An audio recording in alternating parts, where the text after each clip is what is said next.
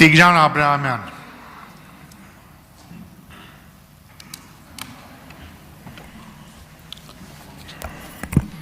Հարգելի գործընկերներ, սիրելի հայրենակիցներ, սա իմ առաջին ելույթն է ազգային ժողովի այս ամբիոնի մոտ եւ ուզում եմ ասել, որ ուժեղ Հայաստան լինելու է։ Ելույթս ուզում եմ սկսեմ պարոն Բաբկեն Թունյանի կողմից արձանագրված եւ այստեղից հնչեցրած մտքերից։ Պարոն Թունյան, խոսում եք, որ ադրբեջանցիների այդ կադրերը ինչ որ այսպես ասած վատ տպավորություն են գործել, նենց չի մենք ենք այդ կադրերից հաճույք ստացել, բայց եկեք այսպես պայմանավորվենք, ինչպես պարոն Կարապետյանը ասեց, եկեք հակասաֆարովյան օրենքը ընդունենք, հարցը փակենք, որևիցե խնդիր տեսնում եք, պարոն Թունյան, եկեք բերենք քննարկենք, այո, ինչպես օրինակի համար կարգավորում է գործում Թուրքիայում, նման կարգավորում էլ թող գործի Հայաստանի Հանրապետությունում։ Ինչ խնդիր կա, նման պրակտիկա աշխարհում կա եւ մեկընդմիշտ հարցը փակենք։ Երկրորդ, որ ուզում եի անդրադառնայի, նույն տեսահոլովակներից, հիմա դուք ասեք, որ այս տեսահոլովակները մեզ հետ կապ չունեն, բայց մարդ մտնում էր YouTube եւ տեսնում էր, այսինքն այն ինչ որ դուք շատ լավ գիտեք, այսպես ասած, նման տեսանյութերի պարոն Թունյան չեք հանդիպել։ Հա, ես չեմ ասում ձեր անունից, բայց ձեր թեզերով, պարոն Թունյան, ձեր թեզերով էր դա։ Ես չգիտեմ հիմա բոլոր դեպքերում ես չեմ տեսել դատապարտող հայտարարություն ձեր կողմից, որ YouTube սոցիալական հարթակում նման տեսանյութեր հրապարակելը ճիշտ է կամ սխալ։ Դուք գնահատական չեք տվել։ Հուսով եմ մյուս ելույթին նաև այդ գնահատականը կտաք։ Շնորհակալություն։ Ինչ վերաբերում է հիմա այստեղ պետական մասնակցությամբ կամ պետական ընկերությունների մասին հայտարարություններին։ Պարոն Կոնջարյան, ամենայն հարգանքով ես չեմ ուզում այստեղ քննարկել, թե ձեր կինը ինչքան աշխատավարձ է ստանում։ Կարանք ստեղծենք խորհրդարանական հարթակ, բացի հարց ու պատասխանից եւ բյուջեի կատարողականից, նաեւ այդ հարցերը քննարկենք։ Հիշատակում եք, որ տարիներ առաջ այս դահլիճներից մեկում լսումներ են տեղի ունեցել հեծի գծով։ Եկեք նաեւ անկախ մամուլը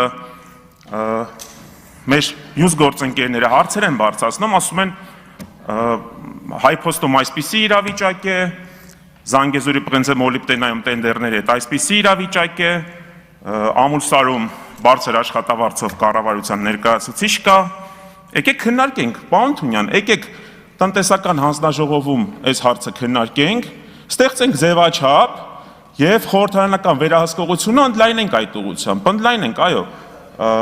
Ես համոզված եմ, պարոն Ռուբինյանն է կաջակցի, պարոն Ալեքսանյանն էլ որպես ազգային ժողովի նախագահի տեղակալի թեկնածու եւ պարոն Կոնջարյանը եւս կաջակցեն։ Սկսենք գործընթացը, հրավիրենք տարեկան մի քանի օր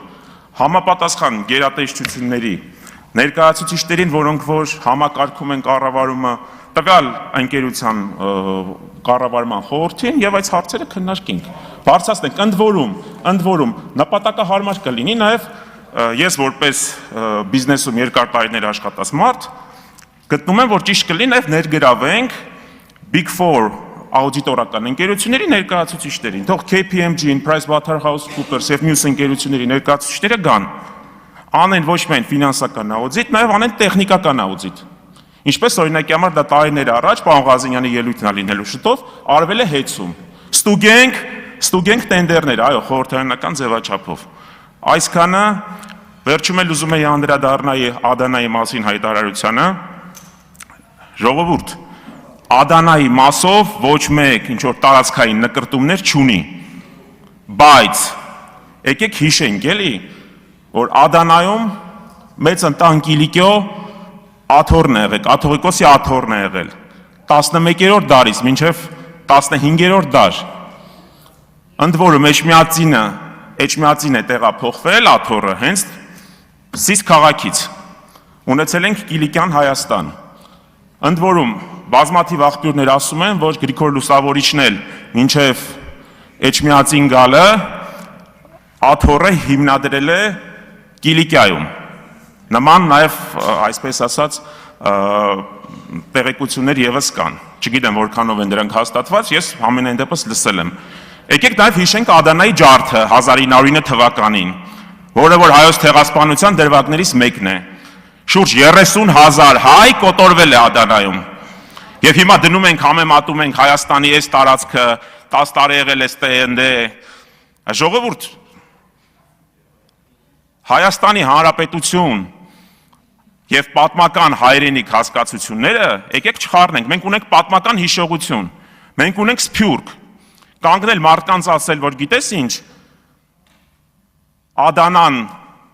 մեզ հետ որևիցե առնչություն չունի կամ մեր հայրենիքը չէ, ես համոզված եմ ձեր միջել, բոլորս հայ ենք այստեղ, հարգանքներս մեր ռուս գործընկերոջը, ասորի եւ եզդի գործընկերոջը, քուրդ, կներեք, ամենայն հարգանքով, բայց բոլորս հայ ենք,